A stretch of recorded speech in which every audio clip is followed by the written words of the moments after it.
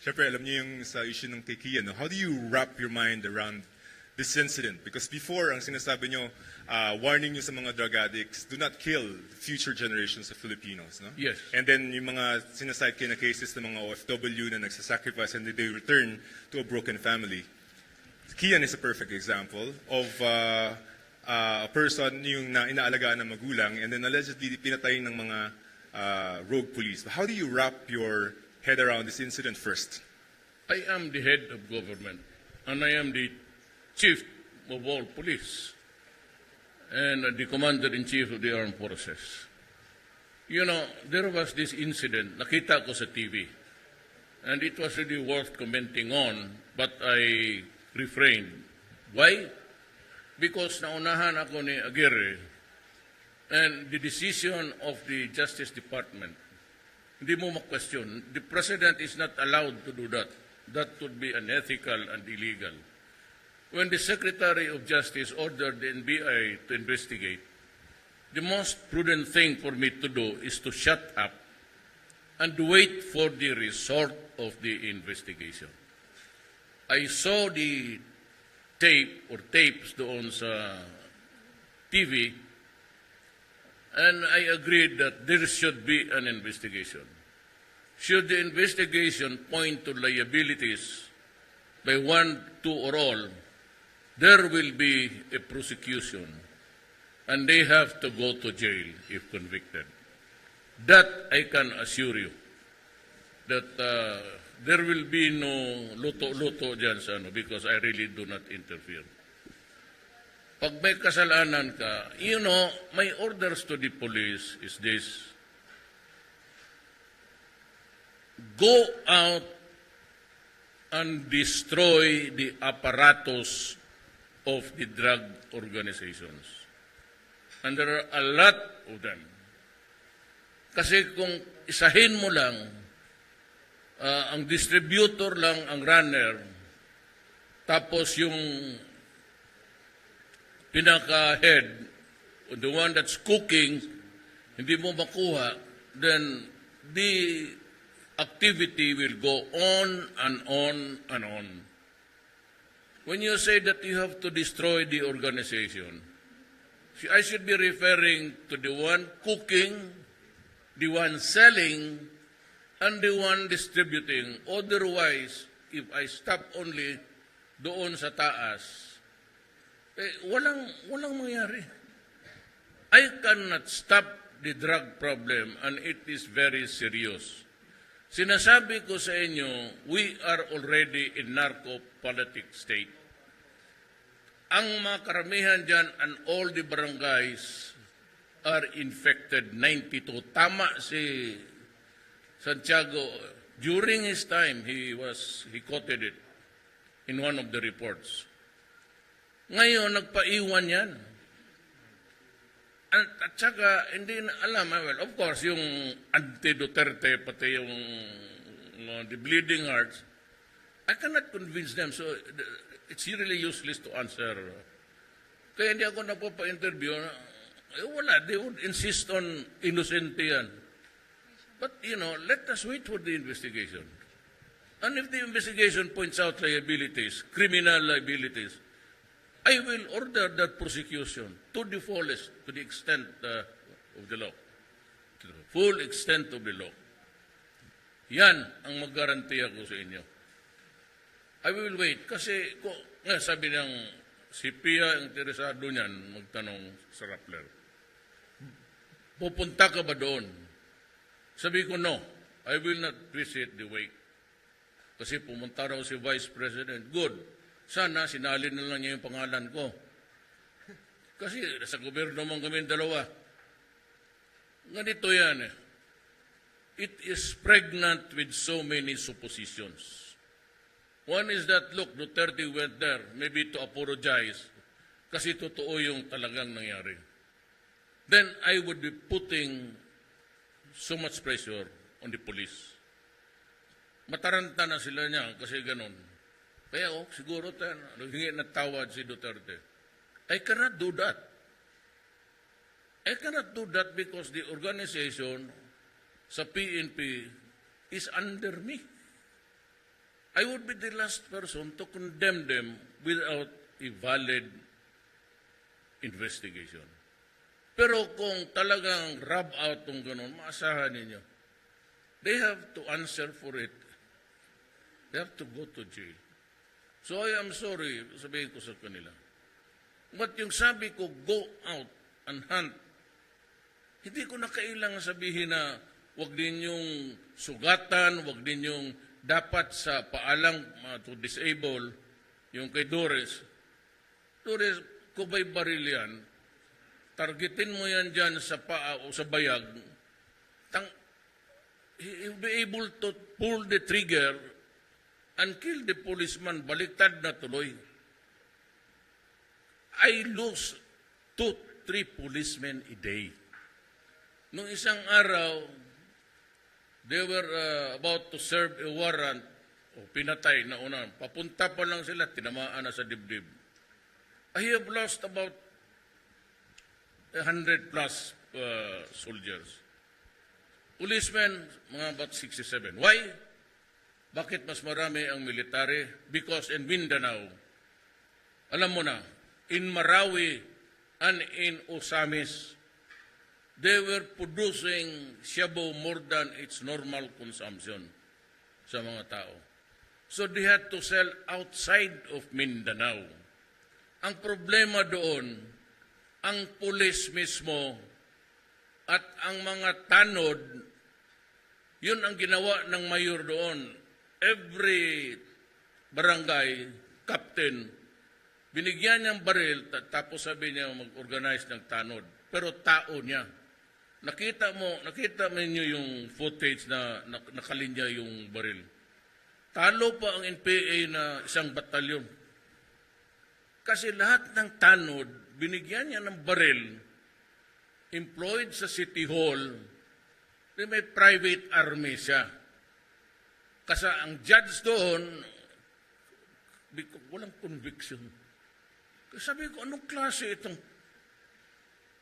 ibig sabihin, wala talagang ang nagbabaha. And ang ayaw ko kay Parahinog, kasi pati yung mga pulis na ayaw sumunod sa kanya, pinatay. Meron niya pa silang pinatay na 4. Yung isa doong nilibing, yun yung pulis na, I think it was the team leader, na nakuha yung buto. So we are waiting for the DNA. Yung they were digging in a place there somewhere. Nakuha nila yung mga buto. Ang isa doon, pulis, yun yung nawala.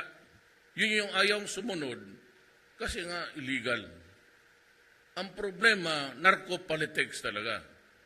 Walang eleksyon doon, takot ang mga tao, sunod lahat, at yung nakinabang, maligayang maligaya. Kaya sabi mo, where's the big fish? Kaya Duterte, ano lang, o bigyan ko kayo ng, o si Albuera, mayor.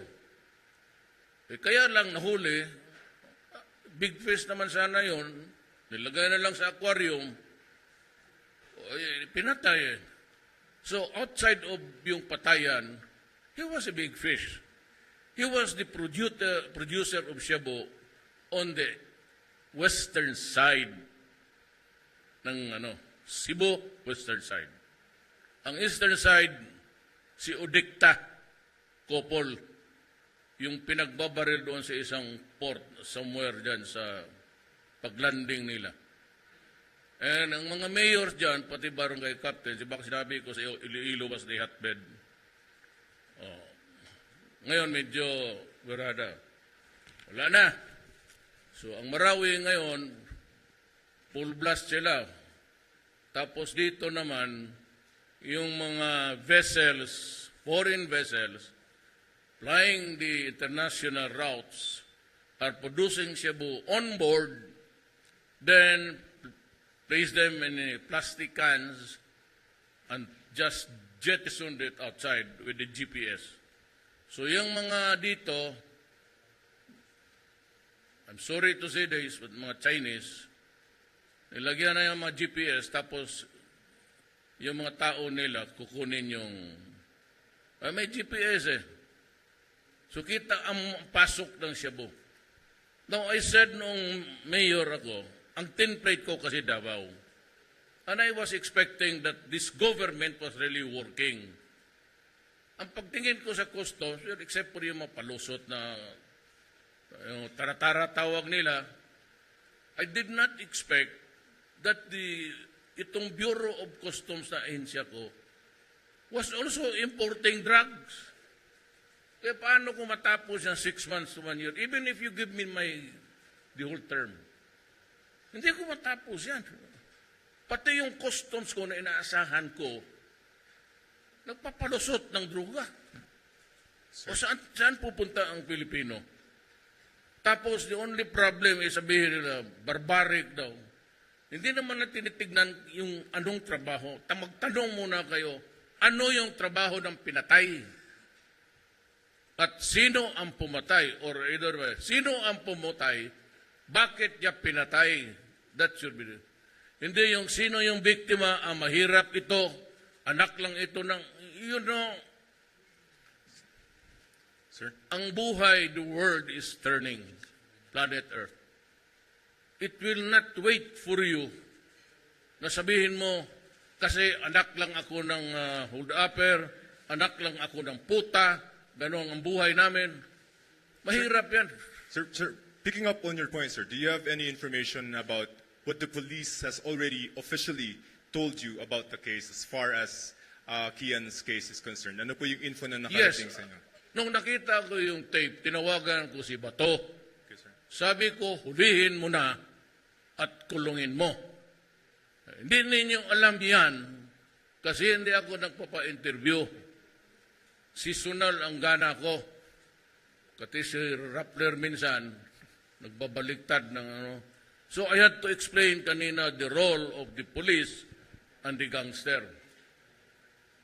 Ganito yan eh. Police ito, gangster. If there is a confrontation, the duty of the criminal or ang dapat gawin niya is to surrender. Ang police naman is to arrest, take the criminal into custody, and if there is resistance, to overcome the resistance. That is the law. You have to overcome. Otherwise, you cannot bring him to the police station to start the investigation. So in other words, kung lumaban, you have to neutralize him. I never ordered also to the police to commit suicide. Mahirap yan. Kaya nang nangyari, hindi naiintindihan that the police is supposed to arrest and take custody of the criminal. Ikaw yung criminal, you have a duty to surrender. And kaya, because ang duty nito, hindi lang ganon. Sir? You have to overcome. Talhin mo sa istasyon. Sir, does that mean that the police action on the incident, on Kian, is justified? Why is it justified? No. Because the story is yet unfolding. And Aguirre, in a moment sabi niya, investigate. Yan yung may departamento. Ang presidente hindi pwedeng makialam dyan. Kung sabihin ko kay Bit na gano'n na, wag yan, that would be an obstruction of justice. And you can get impeached. Impeachable offense yan. Kaya hindi ko talaga sabihin ko doon sa SW na, wag mong ibigay ang pera dyan sa dito mo ibigay. Cannot do that. Dito ako sa taas. Ngayon, kung pagkatapos, you need the approval if it's money, then I approve it. Pero hindi ako pwedeng makialam dyan sa, hindi pwede talaga. That's bawal. Thank you, Joseph Morong. Next question, Trisha Macas. Are you Jimmy. satisfied? Sige. So we're good until... Sir, short lang naman, short lang. Sir, okay, would you agree, sir, that there may be, in the number of operations that the police had, that there were some abuses by the police? And if so, sir, why do you think that Cannot be it can denied. happen? Yes, sir. And hindi lahat, some are a lot of them are already facing charges in court. Hindi mo mapigilan yan. Because kung hindi dito sa fiscal, diskumpiyado ka, you can always go to the ombudsman. The ombudsman is a constitutional body and nobody can... Hindi ka pwedeng pumasok dyan. Ombudsman is kagaya ng COA, ombudsman, human rights. Ang presidente walang ano dyan. They can always say no to you and maybe say that do not do it because you can go to prison. Thank you, Joseph. Pero gusto ko lang malaman ng tao itong interplay. Kaya sinabi ko, if you are a criminal, surrender. If you are asked to surrender, drop your weapon. Because pagka nagkabarila na, pag pumutok yung pulis at maraming tinamaan sa bala niya, he is not criminally liable.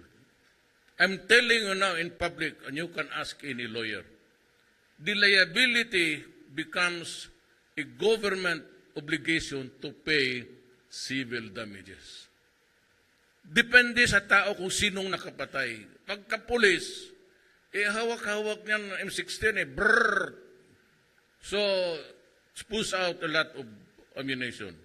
Pag tinamaan yung 6 doong patay, tinamaan niya yung criminal, in the performance of duty, wala tayong magawa.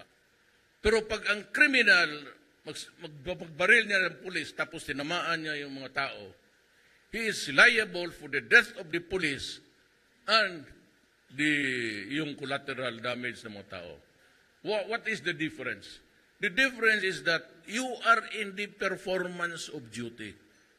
So, excusable yung collateral damage mo. Pero ang criminal, because you are a criminal, pinatay mo yung pulis at ang napatay mo, iyo yan. Karga sa iyo yan. That is the rule. Problem is, hindi man tinatao na may criminal dito, the obligation or the duty of the police is to confront and overcome the resistance. If it need be, patayin ka para madala ka sa estasyon. That is how these things operate in our country. Next question, Trisha Macas. And I am lecturing you about criminal law.